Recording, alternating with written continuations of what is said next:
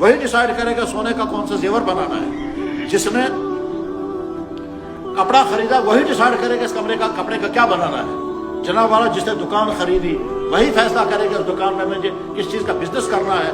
جس اللہ نے انسان کو بنایا اور جس اللہ نے انسان کے لیے تمام ضروریات چیزیں مہیا کی وہی اللہ ڈیسائیڈ کرے گا کہ آپ کو کیا کیا کرنا ہے اور کن کن چیزوں سے بچنا ہے. اللہ نے اپنا تعارف خود کرایا اور اللہ کے نبیوں نے بھی اللہ کا تعارف کرایا. اللہ قادر، اللہ رحیم، اللہ کریم، اللہ طاقتور، اللہ جو چاہتے ہیں جب چاہتے ہیں جس طرح سے چاہتے ہیں کر سکتے ہیں. دنیا کے تمام مخلوقات اگر کسی چیز کو روکنا چاہیں اور اللہ اسے کرنا چاہیں تو روک نہیں سکتے، اور اللہ جل شانہ کسی کام کو نہیں کرنا چاہتے ہیں دنیا کے تمام انسان مل کر کے کرنا چاہیں تو نہیں کر سکتے. اگر اللہ کا فیصلہ یہ انسان مرے گا، دنیا کے سارے ڈاکٹر اپنی ڈاکٹری چلائیں گے، دنیا کے سارے پیر پھونکے ماریں گے، دنیا کے سارے حکیم اپنی طب چلائیں گے، دنیا کی ساری تدبیریں کی جائے گی، اور کو روک نہیں سکتے اگر اللہ کا فیصلہ ہے مرنا.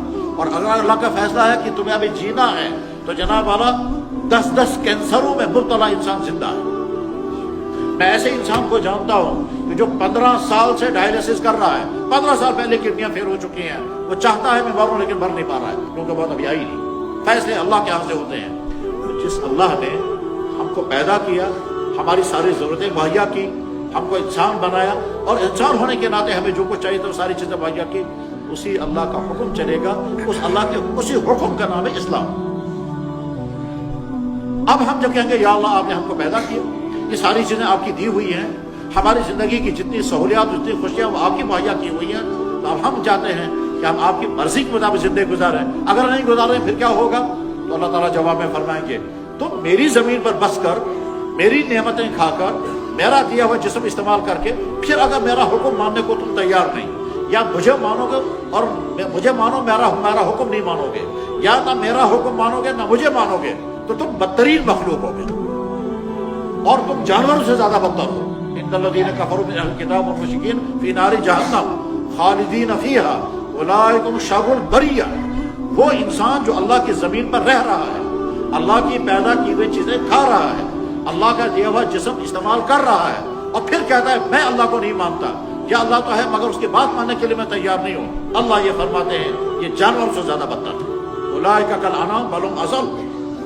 ایک جگہ فرماتے ہیں اولئک شر البریہ، یہ بدترین مخلوق ہے. اور جو اللہ کو بھی مانے اور اللہ کے حکموں کو بھی مانے، اللہ اعلان کر کے کہتے ہیں یہ بہترین مخلوق ہے. اولئک هم خیر البریہ ان الذین آمنوا وعملوا الصالحات اولئک هم خیر البریہ، یہ بہترین مخلوق ہے. ٹیچر اپنے اچھے اسٹوڈنٹ کو کہتا ہے بہترین اسٹوڈنٹ. باپ اپنے اچھے بیٹے کو کہتا ہے پیارا بیٹا، جگر کا ٹکڑا. جناب والا خوبیاں ہوتی ہیں تو اپریشیٹ ہوتا ہے اور خوبیاں نہیں ہوتی ہیں تو نفرتیں ہوتی ہیں. اللہ تعالیٰ شان اپنے بندے کو کہتے ہیں اس نے مجھے مانا اور میرا حکم ماننے کو تیار ہے، بہترین مخلوق ہے. اور جس نے نہ مجھے مانا یا مجھے مانا مگر میرا حکم ماننے کو تیار نہیں، بدترین مخلوق ہے. اولئک شر البریہ. اب بہترین مخلوق بننے کے لیے صاحب ایمان بننا ضروری ہے. میرے بھائیوں ہمیں کچھ نہیں کرنا ہے کیونکہ اللہ نے ہم کو ایمان والے گھر میں پیدا کیا. اب ایمان والے گھر میں پیدا کیا تو ہمیں ایمان ڈھونڈنے کے لیے کہیں کا سفر نہیں کرنا ہے. ایمان پانے کے لیے کوئی مصیبت نہیں جھیلنی، اسلام پانے کے لیے کوئی کنورژن نہیں کرنا ہے، کسی حق کی تلاش میں ہمیں کچھ چھوڑ کر کے کچھ پانا ہے، ایسا نہیں ہے. ہمارے پاس دین حق اللہ کا دیا ہوا موجود ہے، دیا ہوا موجود ہے. اس دین میں نہ کوئی شک ہے، نہ کوئی ڈاؤٹ ہے، نہ کوئی ملاوٹ ہے، نہ کوئی کمی زیادتی ہے. وہ دین جو اللہ کو پسند، وہ دین جو نبیوں کے ذریعے آگے چلا، وہ دین جو مکمل طور پر محفوظ ہے وہ ہمارے پاس موجود ہے. الحمدللہ ثم الحمدللہ الف الف مرہ. اللہ کی بارگاہ میں بھی انتہا شکر کہ ہمیں دین حق نصیب ہوا بغیر کسی ہماری قربانی کے، بغیر ہماری کسی ڈیمانڈ کے، بغیر ہماری کسی مشکل سہے ہوئے. ایک ہمارا وہ بھائی ہے جو ایمان سے محروم تھا اور بعد میں اس نے قربانیاں دی، مشکلات جہیں سہی اور اس کے بعد پھر ایمان کی طرف آیا. وہ کہہ سکتا ہے یا اللہ آپ کی مہربانی ہوئی اور میں نے قربانی دی تب مجھے دین حق ملا. لیکن ہمارا معاملہ یہ ہے کہ یا اللہ ہمارا کوئی کنٹریبیوشن نہیں، ہماری کوئی قربانی نہیں، ہمیں کچھ نہیں سہنا پڑا. آپ نے مہربانی کی، مسلمان کے گھر میں ہم کو پیدا کیا، گھر کے اندر اسلام کی دولت میں.